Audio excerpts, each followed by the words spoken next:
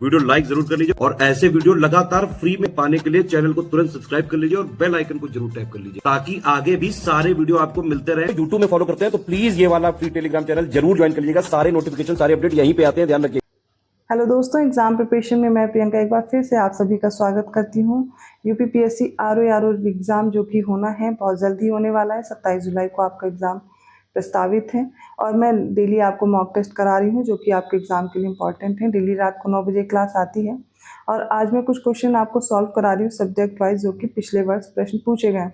तो एक quick revision important है, एग्जाम के पैटर्न को समझना है तो इन क्लासेस को देखना इंपॉर्टेंट है।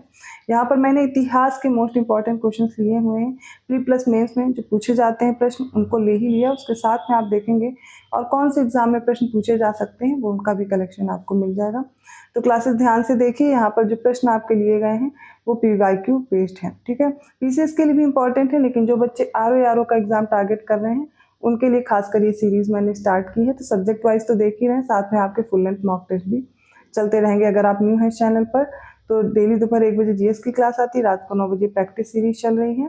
साथ में कुछ शॉर्ट क्वेश्चंस आते हैं जो कि आपके शॉर्ट वीडियो में कवर किए जाते हैं। जो भी बच्चे पेड कोर्स में इंटरेस्टेड हैं, जिन्हें टेस्ट ज्वाइन करना है, फुल लेंथ मॉक टेस्ट चाहिए, टेस्ट सीरीज आपको सारी एक साथ मिल जाएंगी, या कंप्लीट कोर्स भी ज्वाइन कर सकते हैं RO के लिए। डिस्क्रिप्शन बॉक्स में मैंने नंबर प्रोवाइड किया, आप उन पर कॉल या मैसेज करके इन्फॉर्मेशन ले सकते हैं, जिसमें आपको एग्जाम ओरिएंटेड टेस्ट सीरीज दी जा रही। डेली प्रैक्टिस कर पाओगे, उसका एक्सप्लेनेशन आपको डिटेल में दिया जाएगा, जिससे उनसे रिलेटेड और भी कोई प्रश्न बनते हैं तो आप आसानी से हल कर पाएंगे। कंटेंट में आपको देखना है कि आपकी सब्जेक्ट वाइज सारी क्लासेस अवेलेबल हैं, सारे सब्जेक्ट भी कंप्लीट हो जाएंगे और आपकी प्रैक्टिस भी अच्छे से हो जाएगी। चाहे करंट अफेयर हो, GS हो, हिंदी हो, कुछ भी हो, आपको कहीं और से पढ़ने की ज़रूरत नहीं, सिर्फ इतना कंप्लीट करेंगे आपका कंप्लीट हो जाएगा कोर्स, ठीक है, सिलेक्शन ले पाएंगे। तो कोर्स से रिलेटेड छोटी सी जानकारी थी। चलिए आज की क्लास स्टार्ट करते हैं। 81st क्वेश्चन है, लिस्ट 1 को लिस्ट 2 से मैच करना है। लिस्ट 1 में डिमेट्रियस है, रुद्रदामन है, गोंडोफर्नीज है और विम है। लिस्ट 2 में पहलो, कुषाण, हिंद यूनानी और शक दिया गया है। अब इनको आपस में मैच करना है। चलिए करेक्ट आंसर देखते हैं। तो डिमेट्रियस था हिंद यूनानी, ए का थर्ड हो जाएगा। रुद्रदामन ये शक था, ठीक है, फोर्थ। गोंडोफर्नीज पहलो और विम कुषाण, ठीक है। तो राइट आंसर हो जाएगा 3, 4, 1, 2, ऑप्शन सी करेक्ट है। 82nd क्वेश्चन है, नीचे 2 वक्तव्य दिए गए जिसमें एक को अभी कथन कहा गया है, दूसरा कारण है उसका, और बताना है कथन और कारण में कौन से सही है। उत्तर आपके सामने है। तो कथन है, सातवाहन काल में संस्कृत के साथ प्राकृत और अन्य लोक भाषाओं का विकास हुआ। कारण दिया गया है क्योंकि सातवाहन राजाओं ने साहित्य रचना के लिए संस्कृत तथा अन्य लोक भाषाओं को अपनाया। अब नीचे दिए गए कूट से सही उत्तर का चयन करना है। इसका राइट आंसर होगा ऑप्शन ए और आर दोनों सही हैं। आर ए की सही व्याख्या कर रहा है, स्पष्टीकरण है। 83rd क्वेश्चन है, गुप्त स्वर्ण मुद्रा को क्या कहा जाता था? कारसार्पण, दीनार, निस्क या फिर गोल्ड या सुवर्ण। तो राइट आंसर होगा ऑप्शन बी, गुप्त स्वर्ण मुद्रा को दीनार कहा जाता था। 84th क्वेश्चन है, लिस्ट 1 को लिस्ट 2 से मैच करेंगे। एक तरफ कुछ बैटल्स दी गई हैं और उनके ईयर दिए गए हैं। बैटल ऑफ चंदावर है, इन्वेजन ऑफ तैमूर है, बैटल ऑफ तालीकोटा और बैटल ऑफ घाघरा है। ईयर्स में देखेंगे 1398 है, 1194, 1529 और 1565। और ये बहुत इजी है, जो आपको याद होना चाहिए। सारी डेट बहुत ज़्यादा ही ऐसी हैं जो हर बार एग्जाम में पूछ ली जाती हैं और ये इजी है, याद रखना होगा आपको। तो चलिए एक एक करके उत्तर देखते हैं। सबसे पहले बात करते हैं तालीकोटा का युद्ध। तो तालीकोटा का युद्ध कब हुआ था? 1565 में। ओके, घाघरा का युद्ध देख लेते हैं। घाघरा का युद्ध हुआ 1529 में। चंदावर का युद्ध हुआ था 1194 में और तैमूर का आक्रमण हुआ 1398 में। ए का हो जाएगा 2, बी का होगा 1, ठीक है। तो ऑप्शन डी करेक्ट है। आप देखिए, और सी का 4 है और डी का 3। हमें फिर से लिस्ट 1 को लिस्ट 2 से मैच करना है। एक तरफ सूची है जिसमें वल्लभाचार्य, रामानुज, माधवाचार्य और शंकर दिए गए हैं और उनके जो भी दर्शन है वो दिए गए हैं, जैसे कि द्वैतवाद, पुष्टि मार्ग, विशिष्टाद्वैत और अद्वैतवाद। तो चलिए इनको मैच करते हैं। सबसे पहले वल्लभाचार्य की बात करें तो ये पुष्टि मार्ग से जुड़े हुए हैं। ए का हो जाएगा 2। हमें 2 ऑप्शन में 2 दिख रहा है तो बाकी 2 ऑप्शन हम हटा लेंगे, ठीक है। रामानुज की बात की जाए तो ये किससे जुड़े थे? ये जुड़े थे विशिष्टाद्वैतवाद से। तो ए का 2 है और बी का 3 है। आंसर हमें मिल गया। और सी का क्या हो जाएगा? माधवाचार्य, ये द्वैतवाद से, और शंकर हो जाएंगे अद्वैतवाद से। राइट आंसर होगा 2, 3, 1, 4, ऑप्शन सी करेक्ट है। 86 क्वेश्चन है, बाबरनामा का अंग्रेजी में अनुवाद किसने किया? लेडन और रस्किन ने, विलियम हॉकिंस ने, फिंच ने या विलियम जोन्स ने? तो बाबरनामा का अंग्रेजी में अनुवाद किया था लेडन और रस्किन ने। ऑप्शन ए करेक्ट है। 87 क्वेश्चन है, निम्नलिखित में से कौन मुगल काल में राजा बनाने वाले थे? ऑप्शन ए है हुसैन अली और अब्दुल्ला, ऑप्शन बी है नासिर खान और जकारिया खान, ऑप्शन सी शाह हुसैन और अब्दुल हुसैन, और ऑप्शन डी मोहम्मद जमी और मोहम्मद जुनैदी। इसका राइट आंसर हो जाएगा ऑप्शन ए हुसैन अली और अब्दुल्ला। अगला प्रश्न है, दारा सिकोह को किस स्थान पर दफनाया गया था? जितने भी मुगल शासक हैं इन सभी के बारे में आपको याद रखना है, इनको कहाँ दफनाया गया? दिल्ली, आगरा, औरंगाबाद और लाहौर। तो दारा सिकोह के लिए करेक्ट आंसर है ऑप्शन ए दिल्ली। 89 क्वेश्चन है, निम्नलिखित घटनाओं पर विचार करें और उन्हें कालानुक्रम में व्यवस्थित करें, अर्थात क्रोनोलॉजिकल ऑर्डर में कुछ इवेंट्स को लगाना है। दौराह का युद्ध है, कन्नौज का युद्ध है, सामूगढ़ का युद्ध है और चौसा का युद्ध है। ऑप्शंस आपके सामने हैं। इनमें से आपको सारे युद्ध नहीं याद है तो कन्नौज और चौसा का तो याद ही होगा, और फिर सामूगढ़, और इसी तरह हम क्या करेंगे, धीरे धीरे मैच करने की कोशिश करेंगे। सबसे पहले देखते हैं दौराह का युद्ध कब हुआ, तो 1659 में। कन्नौज का युद्ध कब हुआ, तो ये हुआ था 1540 में, हाँ 1540 में। चौसा का युद्ध इसी तरह याद रखना होगा 1539 में। तो सामूगढ़ हो जाएगा 1658। सबसे पहले कौन सी घटना होगी उसको अगर याद करें तो वो हो जाएगी, सबसे पहले होगा ऑप्शन 4, ऑप्शन 4 के बाद हो जाएगा 1539 में हुआ ना, फिर कन्नौज का है सेकेंड, उसके बाद होगा ऑप्शन 3 और फिर है 1, 4231 जिसमें भी दिया गया और किसी भी ऑप्शन में नहीं था, इसलिए आप ये अलग से इसको लिख सकते हैं। अगला प्रश्न है, निम्न में से कौन जिंदा पीर के नाम से जाना जाता था? ऑप्शन ए है बहादुर शाह प्रथम, ऑप्शन बी है शाह आलम द्वितीय, ऑप्शन सी है औरंगजेब और ऑप्शन डी है आदिल शाह। राइट आंसर होगा ऑप्शन सी, औरंगजेब को जिंदा पीर के नाम से भी जाना जाता था। 91 क्वेश्चन है, निम्नलिखित घटनाओं को क्रोनोलॉजिकल ऑर्डर में लगाना है। क्रिप्स मिशन है, अगस्त प्रस्ताव है, नेहरू रिपोर्ट है और वेवेल योजना है। वैसे तो कई बार कराया है ऐसे प्रश्नों को, लेकिन आज मैं फिर से डेट बता दे रही हूँ क्योंकि मैंने कमेंट में पूछा था, पिछली क्लास में किसी ने भी कमेंट करके आंसर नहीं दिया। तो सबसे पहले क्रिप्स मिशन की बात करते हैं, ये हो जाएगा 1942।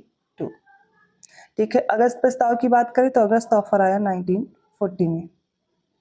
नेहरू रिपोर्ट की बात करें तो नेहरू रिपोर्ट भी देख लीजिए 1928 नेहरू रिपोर्ट हो जाएगी। वेवेल योजना सबसे बाद में, इसका टाइम हो जाएगा 1945। ठीक है, तो सबसे पहले नेहरू रिपोर्ट। ऑप्शन 3 किस में है? 2 ऑप्शन में दिख रहा है, बाकी 2 ऑप्शन हटा लीजिए। ठीक है, तो हमें जो ऑप्शन मिल रहा है वो देखिए 3 के बाद, हाँ 1928 के बाद 1940 अगस्त प्रस्ताव 32, ऑप्शन बी मिल गया 3214। 92nd क्वेश्चन है, लिस्ट 1 को लिस्ट 2 से मैच करना। एक तरफ राजनीतिक दल हैं और उनके वर्ष दिए गए हैं। भारतीय राष्ट्रीय कांग्रेस है, भारतीय जनसंघ है, भारतीय साम्यवादी दल है और AIADMK है। इनके ईयर्स की बात करें तो 1951, 1972, 1885 और 1925 है।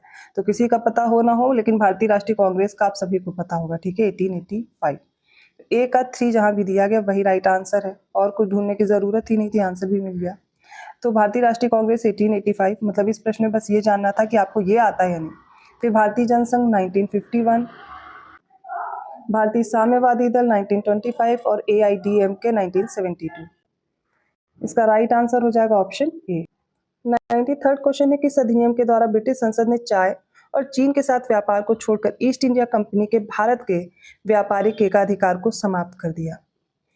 तो इसका राइट आंसर होगा, सबसे पहले ऑप्शन देखिए, charter act 1830, charter act of 1833, option C charter act of 1853 या ऑप्शन डी है charter act of 1873।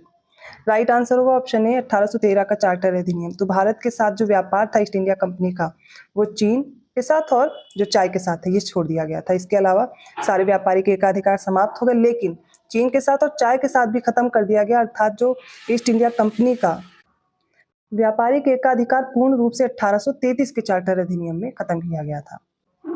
94th question है, लिस्ट 1 को लिस्ट 2 से मैच करना। एक तरफ लेखक है और पुस्तक का शीर्षक दिया गया है। V D Savarkar, R C Majumdar, S B Chaudhuri और अशोक मेहता, ये लेखक की सूची दी गई। पुस्तक में द ग्रेट रिबेलियन है, सेकेंड है the Indian war of independence, third है the sepoy mutiny and the revolt of 1857 और फोर्थ है civil rebellion in the Indian mutinies 1857-59। चलिए मैच करते हैं। तो सबसे पहले वीडी सावरकर की देखते हैं, तो ये हो जाएगी the Indian war of independence, A का 2 हो जाएगा। आरसी मजूमदार की कौन सी है पुस्तक, तो याद कर लीजिए, ये हो जाएगी the sepoy mutiny and the revolt of 1857। Ashok Mehta की बात करें तो civil rebellion in the Indian mutinies 1857 to 59 है, और अशोक मेहता की बात करें तो इनकी हो जाएगी द ग्रेट रिबेलियन। तो याद रहेगा वीडी सावरकर की the Indian war of independence, R C Majumdar की sipahi mutiny and the revolt of 1857, S B Chaudhuri की क्या हो जाएगी, एसबी चौधरी की civil rebellion in the Indian mutinies, और जो अशोक मेहता इनकी द ग्रेट रिबेलियन। ऑप्शन क्या हो जाएगा, ए करेक्ट होगा। 95 क्वेश्चन है, निम्नलिखित में से कौन सा युग्म सही सुमेलित नहीं है। लाहौर रिजोल्यूशन फजलुल हक, मीरपुर रिपोर्ट राजा मोहम्मद मेहंदी, सी है पीपल्स प्लान या जनता की योजना विनोबा भावे, और डी है गांधीयन प्लान एसएन अग्रवाल। इनमें से कोई एक है जो इनकरेक्ट है और वो हो जाएगा ऑप्शन सी। तो पीपल्स प्लान जो फॉर्मुलेट किया था वो विनोबा भावे नहीं थे, वो एमएन रॉय थे। 96 क्वेश्चन है, कथनों पर विचार करें और बताइए कौन सा उत्तर सही है। कथन है ब्रिटिश सरकार ने अगस्त 1932 में सांप्रदायिक पुरस्कार की घोषणा की। इसका कारण है क्योंकि इसके तहत प्रत्येक अल्पसंख्यक समुदाय के लिए विधानमंडलों में कुछ सीटें सुरक्षित की गई थी, जिसके लिए सदस्यों का चुनाव पृथक निर्वाचक मंडलों से होता था। और इनमें से कौन सा उत्तर सही होगा, तो वो हो जाएगा ऑप्शन बी। ए और आर दोनों सही, लेकिन आर ए की सही व्याख्या नहीं कर रहा है, स्पष्टीकरण नहीं दे रहा, बाकी दोनों कथन सही हैं। 97 क्वेश्चन है, लिस्ट 1 को लिस्ट 2 से मैच करना। एक तरफ आचार्य हैं, दूसरी तरफ उनके सिद्धांत हैं। लकुलीस है, नागार्जुन है, भद्रबाहु है और गोशाल है। आजीवक, शून्यवाद, पाशुपत और जैन है। इसका राइट आंसर देखते हैं तो लकुलीस हो जाएंगे पाशुपत, नागार्जुन को मैच करेंगे हम लोग शून्यवाद से। इसके अलावा देखते हैं भद्रबाहु जैन और गोसाल हो जाएंगे आजीवक। राइट आंसर क्या होगा, ऑप्शन बी 3241। 98 क्वेश्चन है, बौद्ध धर्म में त्रिरत्न का क्या अभिप्राय है। त्रिपिटक, बुद्ध धम्म संघ, ऑप्शन सी शील समाधि या संघ, ऑप्शन डी सत्य अहिंसा और करुणा। राइट आंसर होगा ऑप्शन बी बुद्ध धम्म और संघ, ये बौद्ध धर्म में त्रिरत्न है। 99 क्वेश्चन, निम्नलिखित में से कौन सा युग्म सही सुमेलित नहीं है। एक तरफ अभिलेख है, दूसरी तरफ शासक हैं। नासिक, इसमें गौतमी पुत्र हैं। आथी गुम्फा के शासक खारवेल, भीतरी पुलकेशिन द्वितीय, और गिरनार अभिलेख का संबंध रुद्रदामन प्रथम से है। इसमें से जो इनकरेक्ट है वो जाएगा ऑप्शन सी, भीतरी अभिलेख का संबंध स्कंद गुप्त से है, ना कि पुलकेशिन द्वितीय से। आज के सेट का लास्ट क्वेश्चन है, निम्नलिखित में से किस शासक ने विक्रमशिला विश्वविद्यालय की स्थापना की थी। गोपाल, देवपाल, महिपाल और धर्मपाल। इसका राइट आंसर होगा ऑप्शन डी धर्मपाल। धर्मपाल ने विक्रमशिला विश्वविद्यालय की स्थापना की थी। तो आज की ये क्लास कंप्लीट होती है। अगर वीडियो अच्छा लगा तो प्लीज़ लाइक जरूर कीजिए, चैनल को सब्सक्राइब कर लीजिए और लोगों को शेयर करते रहिए। और पेड कोर्स के लिए नंबर्स आपके सामने, व्हाट्सएप मैसेज या कॉल करके आप इन नंबर्स पे इन्फॉर्मेशन ले सकते हैं।